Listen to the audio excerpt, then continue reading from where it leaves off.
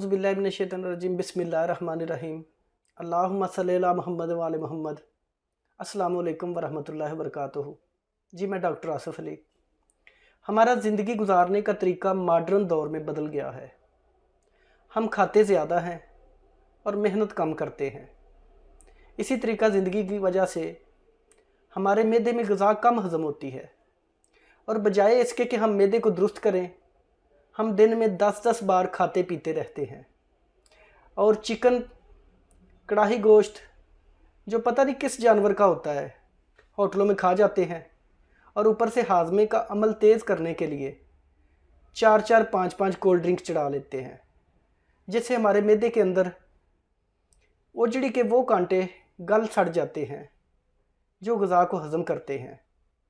फिर मैदा के इस काम को दुरुस्त करने के लिए हम हमेशा कोल्ड ड्रिंक का ही सहारा लेते हैं।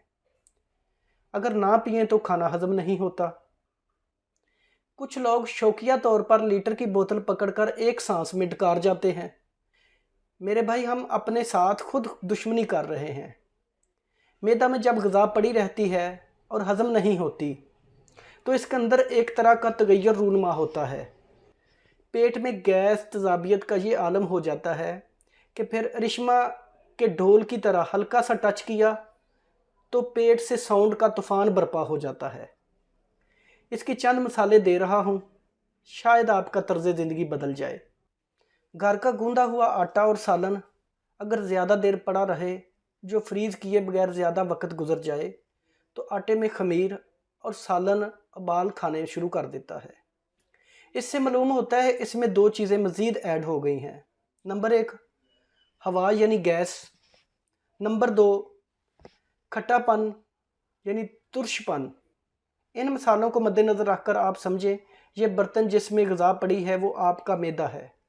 इस तरह जब मैदे के पट्ठों का फेल हमने खुद ही ख़राब कर दिया है तो मैदा की कमज़ोरी की वजह से ग़िज़ा ज़्यादा देर मैदा में पड़ी रहेगी और इसके अंदर बदबूदार हवा पैदा हो जाती है।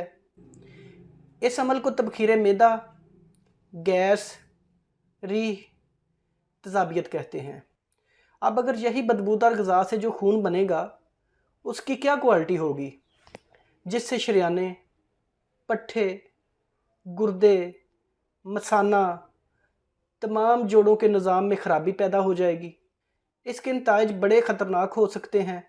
इसके बायस सीने या पेट की जलन, मैदे का वरम, मैदे का अल्सर, दिल की धड़कन का बढ़ जाना, पेट में दर्द, शुगर, दिल की शरियानों की तंगी, जल्दी थक जाना, जोड़ों की दर्दें, सुस्ती, असाबी कमज़ोरी, मसाना की कमज़ोरी, कतरा कतरा पेशाब आना, नींद ना आना, जल्दी बुढ़ापे के आसार, चेहरे की शगुफ्तगी, बाय बाय, जिस्म में मैदा, जिस्म में मदाफ़ती ताकत ख़त्म हो जाए।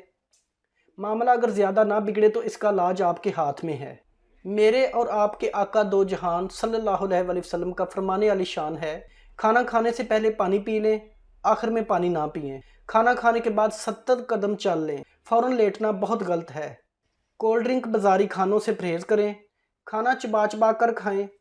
तो प्यारे दोस्तों, आज मैं आपके लिए एक बहुत आज़मूदा नुस्खा जो फक्की की शक्ल में है लेकर आया हूँ, जो तमाम केमिकल से पाक है, जिसको आप खुद घर में तैयार कर सकते हैं और अपने मैदे के फ़ाल को बेहतर कर सकते हैं। खुद भी इस्तेमाल करें और अपने प्यारों को भी ये वीडियो शेयर करें ताकि किसी भाई का फ़ायदा हो जाए और वो इस बीमारी से शिफा याब होकर ज़िंदगी की बहारें फिर से लूटने लगे। तो चलते हैं अपने नुस्खा की तरफ। सबसे पहले हमारे नुस्खे में जो चीज़ है वो है निशादर ठीकरी 5 ग्राम, जंजबील 25 ग्राम, खुश्क पुदीना 25 ग्राम, देसी अजवाइन 25 ग्राम,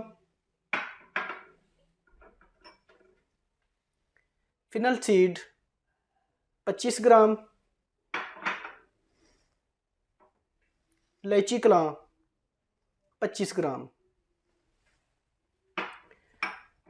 इन तमाम चीज़ों को अलग अलग कूट कर पीस लें और फिर इनको मिक्स कर लें और 5 ग्राम صبح کھانا کھانے کے بعد 1 گھنٹہ بعد پانی کے ساتھ 5 گرام صبح استعمال کریں اور 5 گرام شام کھانا کھانے کے 1 گھنٹہ بعد پانی کے ساتھ استعمال کریں۔ مجھے دعاؤں میں یاد رکھیں۔ ملیں گے پھر کسی دوسری ویڈیو میں۔ اللہ تعالیٰ آپ کا حامی و ناصر۔